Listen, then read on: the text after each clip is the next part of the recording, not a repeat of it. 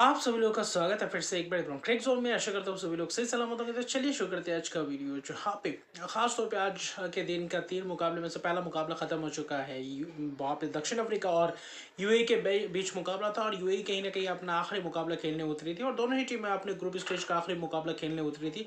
जहाँ पे दक्षिण अफ्रीका हर एक मैच जीत कर इस मुकाबले में आए हुए थे, तो कहीं ना कहीं वो जीत का सिलसिला बरकरार रखना चाहते हैं सुपर एट्स में जाने से पहले। लेकिन फिर भी उनके बेंच स्ट्रेंथ को आज मौका मिला है। बाकी जो बेंच पे बैठे थे पिछले मैच में 4 खिलाड़ी, उनको मौका मिला, जैसे कि नॉर्किया, जैसे कि क्वेन मफाका, जेसन स्मिथ, उनको सभी को मौका मिला और कुछ प्रमुख खिलाड़ियों को थोड़ा बहुत आराम दिया गया क्योंकि सुपर एट स्टेज में आप पूरी तरीके से फ्रेश जाना चाहते हैं। लेकिन यूएई ने भी जो खेमे में से एक आध दो बदलाव करते हुए दिखाई दिए, लेकिन टॉस जीत के गेंदबाजी करने का फैसला दक्षिण अफ्रीका द्वारा।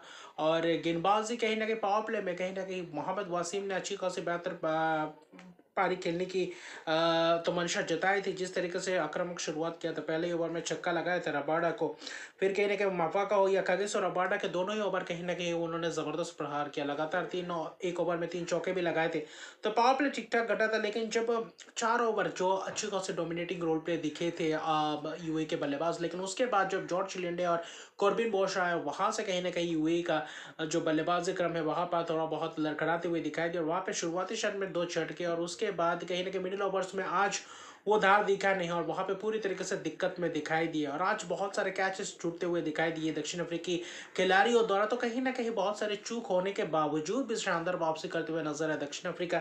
जहां पे जॉर्ज लिंडे मोहम्मद वसीम को चलते करते बोल्ड करते हुए नजर आते हैं। मोहम्मद वसीम से 22 रन बनाए 12 गेंदों में। अलिशन शराफों ने धैर्य दिखाया था, थोड़ा बहुत साझेदारी बनाने की कोशिश थी, उतना तेजी से आज खेलने को दिखा नहीं, लेकिन फिर भी कुछ शॉट्स लगा रहे थे, कुछ ऐसा शॉट्स लगा रहे थे, ज़्यादा से ज़्यादा हावी होने की कोशिश कर रहे थे, स्टेप भर के निकल कर आ रहे थे। वहाँ पे 2 हेलमेट पे भी लगा था गेंद वहाँ पे आलिशान शराफ को, लेकिन फिर भी डटे रहे थे।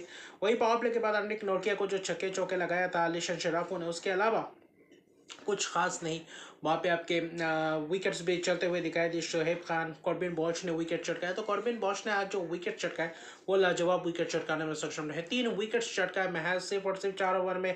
कहीं ना कहीं देखे तो 12 रन दिए।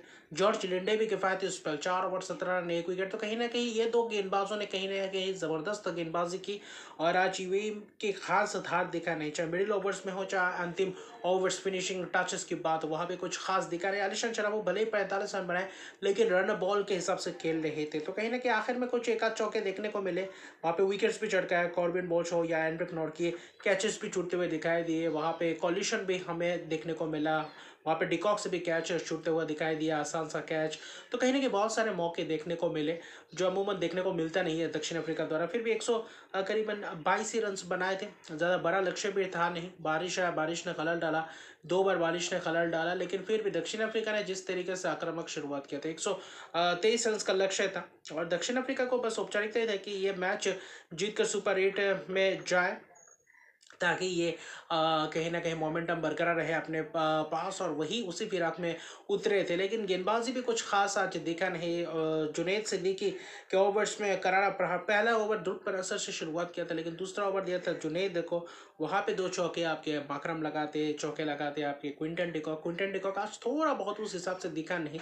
कीपिंग में थोड़ा बहुत, कवर में थोड़ा बहुत शायद खिंचाव सा देखने को मिला था, लेकिन बल्लेबाजी आज उस हिसाब से दिखा नहीं। फिर भी वो चाहेंगे अच्छे लय में प्राप्त हो और अच्छे लय में आए इस सुपर 8 में प्रवेश होने से पहले। लेकिन माकरम ने जिस तरीके से ताबड़तोड़ अंदाज में बल्लेबाजी की, वो जो केमियो पारी, जो क्विक फायर दे के चले गए, वो कहीं ना कहीं काबिल तारीफ। और हर मैचेस में माकरम कप्तान अलग ही अंदाज में दिख रहे, जो कि दक्षिण अफ्रीका के लिए एक बेहतर कहीं ना कहीं प्लेटफॉर्म सेट करके जाते हैं। हैदर अली को जिस तरीके से निकल निकल के चौके छक्के लगाए, आखिर में बोल्ड हुआ उसी ओवर में हुआ जहाँ पे 18 रन आए थे।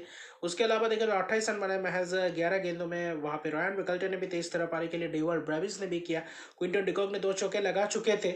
लेकिन जवादुल्ला पावर प्ले के आखिरी ओवर में आके है और विकेट चटकाते ठारमेट के हाथों विकेट, 2 विकेट पावर प्ले में चटकाते, लेकिन ज़्यादा बड़ा लक्ष्य था नहीं तो उतना चैलेंज भी नहीं कर पाए, लेकिन फिर भी कुछ विकेट चटकाए मोहम्मद जवादुल्ला को। पावर प्ले के बाद भी ब्रेबिस जब आए, ब्रेबिस के कुछ नो लुकिंग छक्के देखने को मिले, वहाँ पे तगड़े हिट्स देखने को मिले, चाहे हैदर अली हो चाहे जवादुल्ला हो। लेकिन उसके बाद मोहम्मद फारूक जो आज खेल रहे थे लेग स्पिनर, उनके खिलाफ रायन रिकल्टन ने आरे हाथों लिया, मिड विकेट की तरफ छक्के लगाए और वहाँ पे ही स्कले के हाथों कैच दे बैठे। हालांकि 30 रन आपके रायन रिकल्टन 16 गेंदों पे 25 रन। डिवल ब्रेविस, हालांकि डिवल ब्रेविस की कहीं ना कहीं स्लो डिलीवरी का शिकार हो गए, पुल करने गए और वहाँ पे मिड ऑफ के हाथों कैच दे बैठे, वही 4 विकेट गए, वरना उतना विकेट्स भी शायद जाता नहीं। लेकिन फिर भी देखें तो कोशिश की यूएई ने। मोहम्मद जवादुल्ला कहीं ना कहीं ठीक ठाक गेंदबाजी करते हुए नजर आए, महंगे होने के बावजूद विकेट चटके। मोहम्मद अरफान भी कहीं ना कहीं आने वाले सालों में वो भी बेहतर एक गेंदबाज के विकल्प बन सकते। और आखिर में बस औपचारिकता ही था, मैच जीत गए 6 विकेट की एक जबरदस्त जीत, जहाँ पे 30 रन की ही योगदान चाहिए था, ज़्यादा बड़ा पारी चाहिए नहीं था और सभी ने केमियो केमियो पारी खेल के दिया था। दक्षिण अफ्रीका के नज़रिए से अगर आप देखें तो ज़बरदस्त एक मुकाबला देखने को मिला। लेकिन यूएई कहीं ना कहीं जीत, एक ही जीता कनाडा के खिलाफ, लेकिन कहीं ना कहीं 5 टेबल में ख़त्म करते हैं टॉप ऑफ द टेबल में यूए, माफ़ कीजिएगा साउथ अफ्रीका, जो कि एक अच्छी बात है। आप वही से जाना चाहेंगे सुपर 8 में, और सुपर 8 में क्यों पहला मुकाबला होगा भारत के खिलाफ, तो वो भी एक दिलचस्प रहेगा। लेकिन आज के जो दूसरे मुकाबले हैं वो वहाँ उसके ऊपर निगाह रहेंगे, पाकिस्तान बनाम नामीबिया। पाकिस्तान अगर वो मुकाबला हारते हैं तो यूएसए क्वालिफाई करता है और इस विश्व कप का आखिरी सुपर 8 के राउंड में जो जाएंगे। 7 टीम मिल चुके हैं, हमें 8वां टीम के फिराक में है।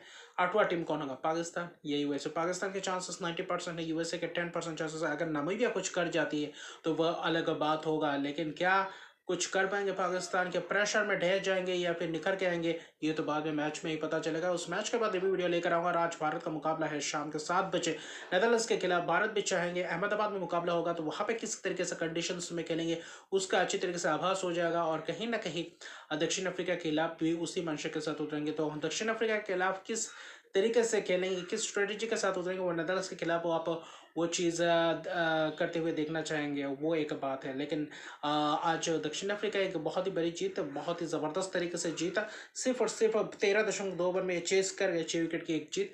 और इसी के साथ उनके ग्रुप स्टेज का मैच खत्म होता है। सुपर 8 में बस अभी उनका शुरुआत होगा कुछ ही दिनों के अंदर अंदर। तो अभी के लिए इतना, अगर तक मेरे चैनल को सब्सक्राइब किया तो मेरे चैनल को सब्सक्राइब कर दीजिए, लाइक शेयर करना जरूर कीजिए। तब तक के लिए गुड बाय।